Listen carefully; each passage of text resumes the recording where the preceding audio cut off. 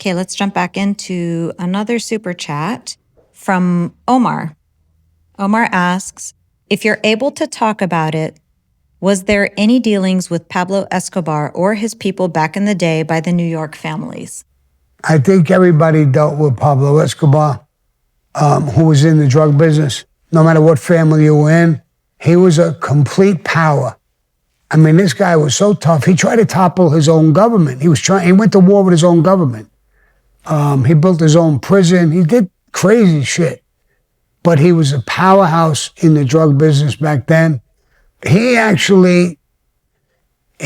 the cocaine locked up, the best.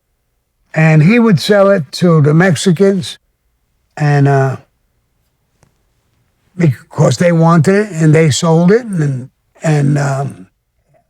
it went to Italy. Italy gave him heroin, and because they wanted his cocaine. It was a powerhouse all around the world, not just in the Mafia. Okay, Greg Mitchell in the super chat. What's up, my guy, Sammy? Witness to the Mob. I didn't know if that movie was specifically about you. How accurate is it? It was semi-accurate. Certain things were real, certain things weren't real. It was about me. They never asked me about it. They just made it. I didn't know who made it. I didn't pick anybody. I wasn't part of it. And I never even talked to them about my life and when they made it. But some things were true. Some things are just Hollywood. I call it Hollywood. You could call it bullshit. They're making a movie. And so there were certain things in there that were true. Certain things weren't true. But it was done all right, pretty good. It was a B-grade movie anyway. It wasn't a major movie. I have Anthony Sicarella in the super chat. Sending love from Buffalo. Did you ever hear from Toddo's son Charlie before he passed in June of 2018? Such as a phone call or messages in any way? Toddo passed away 20 years before that in 98. Yes, I heard from both of them after I flipped and cooperated. I heard from them up until they died. Not all the time, but periodically. They didn't blame me at all. They knew the story. They understood it. They blamed John Gotti. John Gotti was setting me up. I'm not going to get into this whole story again. I think everybody knows it by now. And I didn't fall for it. I wouldn't buy it. We played chess. I flipped. I walked away from him, the life, the whole thing. And Toddo and Charlie Boy never walked away from me. There's a lot of guys, still today. Some guys are alive till today who haven't walked away from me.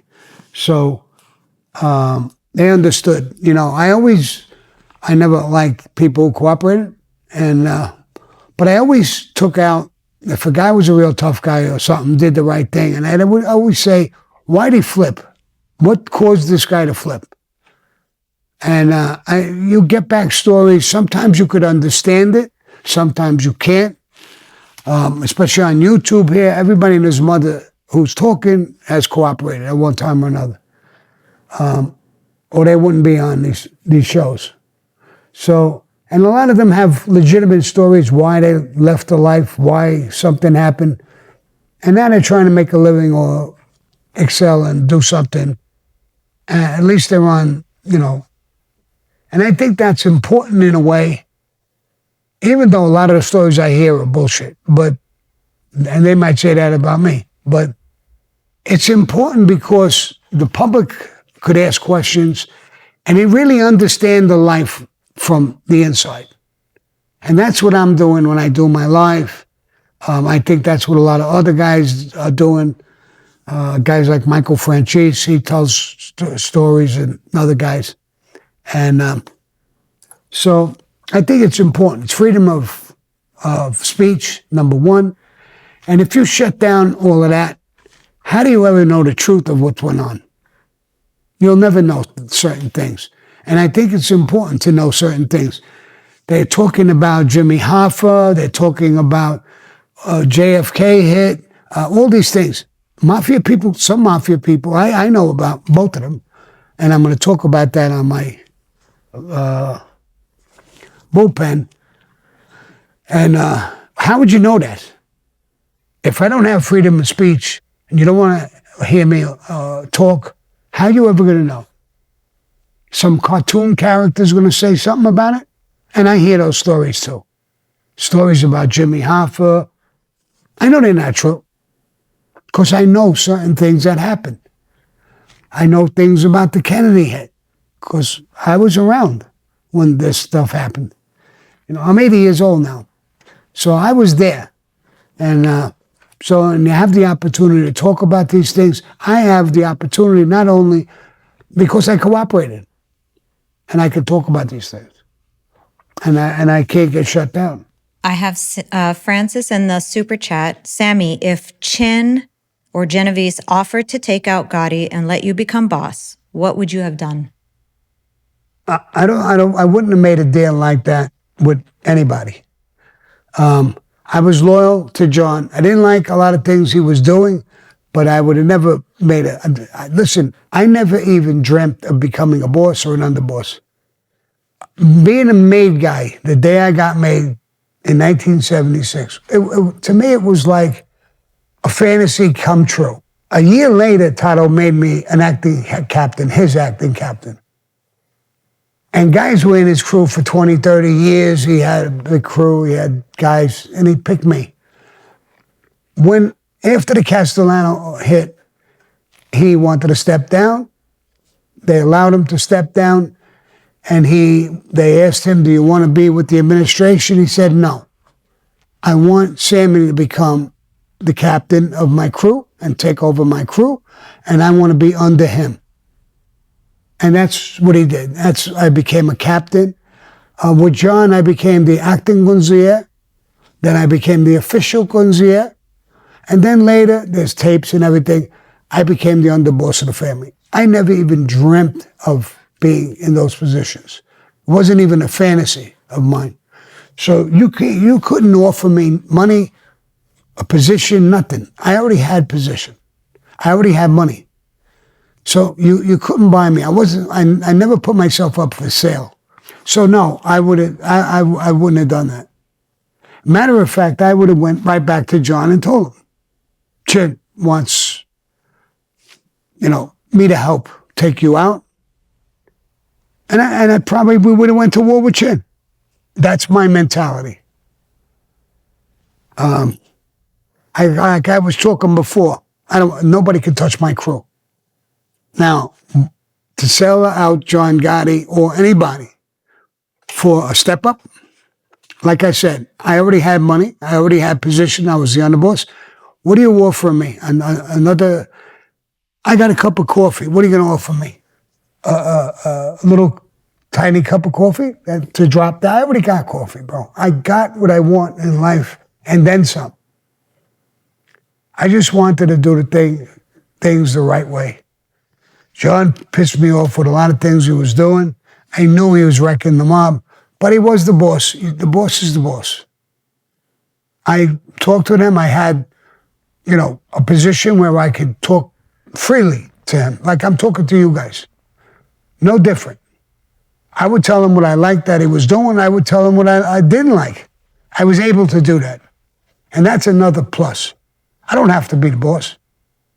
It's him. When Frankie DeChico was killed, me and him sat down. It was him and me against the world. I felt that way the whole time. That's why I did quite a few hits under him. I was already underboss in the street with a gun. That's unheard of. You're not supposed, that's beyond you. They don't go no more. I did. I did because he wanted me to. But a couple of times I say, John, I'm the underboss now. I'm not supposed to be going on a fucking hit. Sammy, come on, you get it done, bro. These other guys are bullshit. Come on, go. And I would go. So no, I wouldn't betray him for a position. No. Thank you for the question, but no, I wouldn't do it. Everybody give prayers to John Douly, one of your loyal listeners. He's very sick. He didn't elaborate more than that. John Douly, my prayers, brother, are with you and your family. So I know what it is to lose people. I've lost my sisters, my mother, my father. I know I've lost people who are close to me, and I know what it is. And Stay strong, brother. Techie Short is in your chat, wanted to know who was more gangster, John Gotti or Carmine Persico? They were both very powerful. They were both gangster in their own way. It's hard to say, it's not like a fight. You could say who's tougher, a boxer or this guy or that guy. It's hard to say. They were both gangster. There's no doubt about it. Now, Carmine Persico, his whole family was in it. John's too, his brothers, and he brought his whole family, his son, everybody in there. But they were both gangsters. I think I would be a little more afraid if I was not a made guy or wasn't in the life of Carmine Persico. That's why they called him the Snake, bro. He was fucking dangerous, bro. Very dangerous. And I had some good experiences with him. I broke my cherry. I did my first hit with him. I sat down in their war. That was the first war I was in. He's more of a betrayer. John Gotti, I sat with him. He was equally as tough. I don't think he was like a snake type of guy. John was right out there, right in your face right away. So you knew when you were in trouble with him. Carmine, he was, a little more dangerous than John. I'll put it that way, but they were both gangsters. I'm not going to put John down. He was a gangster, full-fledged gangster, for sure. All right, Sammy, question from Mikey. Out of all movies and TV shows, who portrayed the best mob character, in your opinion? Marlon Brando in The Godfather. He was great. He put cotton in his mouth to talk like that. He was a great actor with everything he's done. I like Marlon Brando. I saw him in a few movies. But in The Godfather, he just blew me away. You just felt everything about him. He was the Don. When you watch that program, he was great. I think he played the best part. Laura says, I was brought up and told that respect was the most important thing in life. Do you agree or disagree? I agree. Respect. And you got to hit, there's another thing with respect. You got to have loyalty. Loyalty and respect, when they're joined together, there's nothing stronger than that. My guys were loyal. If I wanted them to kill for me, they would kill. If I wanted them to go to a dinner, no matter what I wanted, they were there. They were loyal. I always knew they were there to help me, to be with me. It's a lot of little things in life. I got some employees from time to time, I get sick or something, and right away they're rushing to do this or rushing to do that or rushing. You could pick that up. You see it. That's not only respect, that's loyalty. They love you. Respect and loyalty brings love. You can fear a man and love him, but you have to have respect and loyalty. And then that brings the other two things together. Love, which is the most important thing. And they should fear you a little bit, because if they don't fear you a little bit, sometimes they'll do some stupid shit that could get them hurt, maybe. So to get it, you need all of those qualities. And I had it with guys in my crew, 100%. Jack from TikTok says, being in and out of the life, what is one trait that kept you alive? I really believe I became a born-again Christian. September will make a year ago. But even before Omar, I was shot 2 different times. Once I was hit in the head, once in the chest, right near my heart. I always believe I had protection of God. And things I do in business when I'm going crazy, how do I do this? I'm not a tech guy, can't spell that great. There's always something that breaks that makes it better. I have money problems. All of a sudden, somebody's calling, and they want me to do an interview, and they want to give me $10,000, $15,000. God, I think, has always been by my side. I'm not a church-going guy. I never was. I was born and raised as a Catholic. Now I'm a born-again Christian. But I always believed in God. Always, always, always believed in God. And every time things were down and screwed up and fucked up, and I prayed to him, and I thought I'd never get out of prison. And I did. There is so many things. If you stop believing in God, you stop believing in yourself.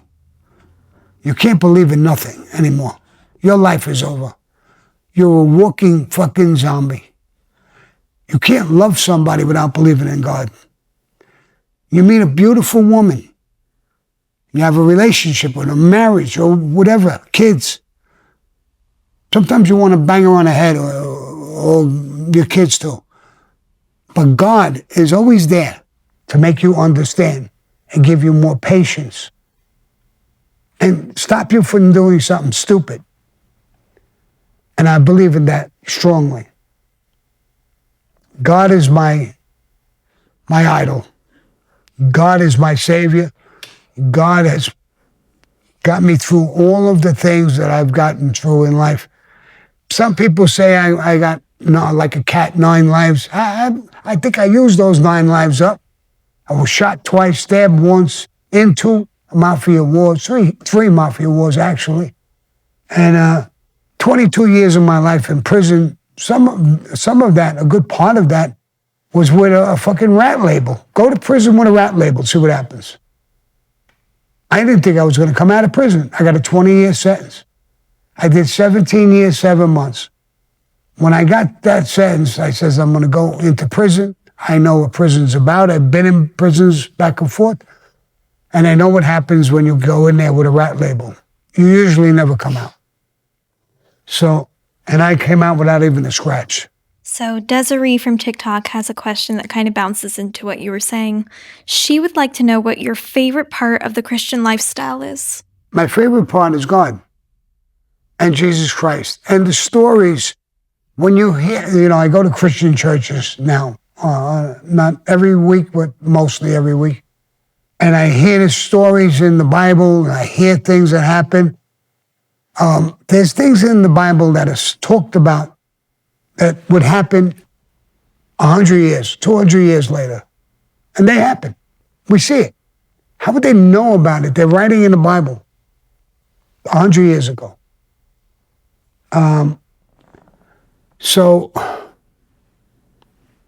Those are my beliefs. I live by them. I'll die by them when it comes time. And I know I'll see him. He knows why I was a bad boy and things I do and how I think. And he knows that when I was a good boy. So being a Christian right now makes me feel a lot better about a lot of things. Part of me is a lion. I can get mad and I can be very dangerous. That lion, not me, the lion. And I got a good side. And every time I get to that point, that lion is roaring in my fucking ear. Go whack this motherfucker. The good part of me is there. Sammy, stop it. Resist. And that has to be God. And I always listen. I always resist. Now, I didn't in the past. The lion was throughout me. It's not throughout me anymore. It's there, but it's not throughout me. Kodak Legend would like to know, which business was the most successful and your best year, and how much did you make in that business? Well, I was in business in the Mafia, and construction business was my best time to be in the business. I was also a loan shark. I was doing very well with that. But the construction business is the thing that gave me the most money, connections with the unions. The bribes that I was getting and giving and doing, I made a lot of money. The last year before I went to prison, me and my wife filed taxes. I filed, and this is going back a long, long time ago. I filed that I made $750,000 legitimate. And that's not, now it's a lot of money. Imagine 40 years ago what $750,000 was. So, and I filed and paid taxes on that. So, and I made much, much more, because in the cash department where I didn't file taxes. I was making $4,500 a week. 45,000 a week. So I had a lot of money for a point. You hear John Gotti complaining about me. I had a farm, horses. He says he's got a construction business, concrete, plumbing, drywall, flooring company. What the fuck else has he got? He's complaining about me. I had all of those things and then some. But I don't know why John, was so mad at shit like that. He made a lot of money with me. When I was indicted, I was in court, and even when I cooperated, and I was a witness, and they proved the other side, the defense, because they thought it was going to get me in trouble, that I was bringing John in over $150,000 a month. Some months, 250,000 a month going in to him as the boss. And he's sitting there complaining about me. And I'm killing anybody he wants dead. I don't know why he was complaining, but I think it was a little bit of jealousy, a little bit of fear, a little bit of everything. But whatever it was, it destroyed our lives. It didn't work out for him. Didn't work out for me. Finally, it did, but that's God. I got out of prison after doing over 22 years of my life in prison. So, and if that's not God, I don't know what it is. Okay, real quick, I'm going to get to one last question in the super chat before we sign off, but I want to remind everybody, please make sure you like and subscribe to YouTube, get on Instagram, get on TikTok. We've got Patreon, we've got Our Thing if you want to keep updated with everything that we have, and Cameo if you guys want that special message, birthday greeting, anniversary, well wishes, whatever it is. Just make sure you guys are up to date with everything for Sammy if you want everything Sammy. Let me jump in for a second. Just Cameo. I'm actually having fun with the Cameo. It's not that expensive, 100 and change or whatever the hell it is. I don't even know what it is. But I have fun. People want me to say something to their father or their uncle or their cousin or their friend. It's their birthday. And I could talk freely and I could make jokes or something. So I love doing the cameos. I really do. I have fun with it. If you text us and, let me know what you want said, who's who, and what you want said, and I'll say it. And I always put my own, bullshit in it to make it, juice it up, make it funny, make it something that the person likes. So, yeah, I just love those things. Okay, so the last question in our super chat for today is from Marilyn Monrose. She says, were abused women and kids allowed to leave their men, or were they forced to stay? No. If you're an abused woman, we don't want you to stay in a rotten marriage. No.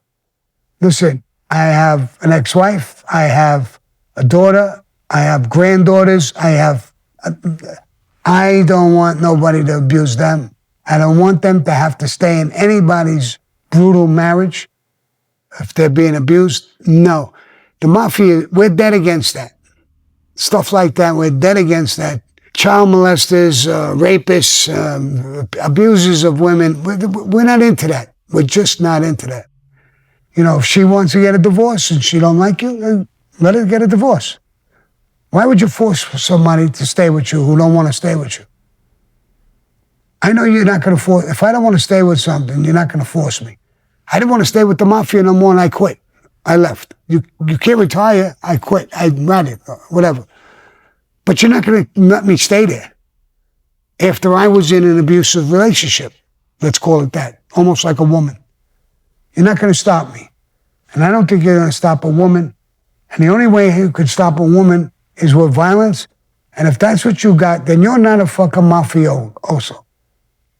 You're not a real man. Real men honor their family, their wife, whether they like them, whether they get along. Sometimes marriages get divorced. They're not a fit. They don't fit. They break up. I'm divorced. I think the world of my wife. I take care of her all the time. I still have a good relationship. I got divorced in 1991. And, you have to care about people. And I care about it because she's the mother of my children.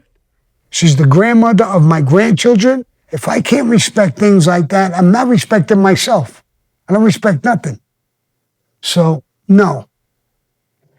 You can't stop a woman from wanting to leave, just like you can't stop a man who wants to leave. I don't think it goes both ways. Boss man, do you want to take us out? What? Take us out? Oh, take you out. All right, I'll take you out. I was looking, where's the gun? I'll take you out. But listen, guys, we have to go. There's a few other things we got to do, so I'm going to do my normal sign-off. Adios, mother fuckers.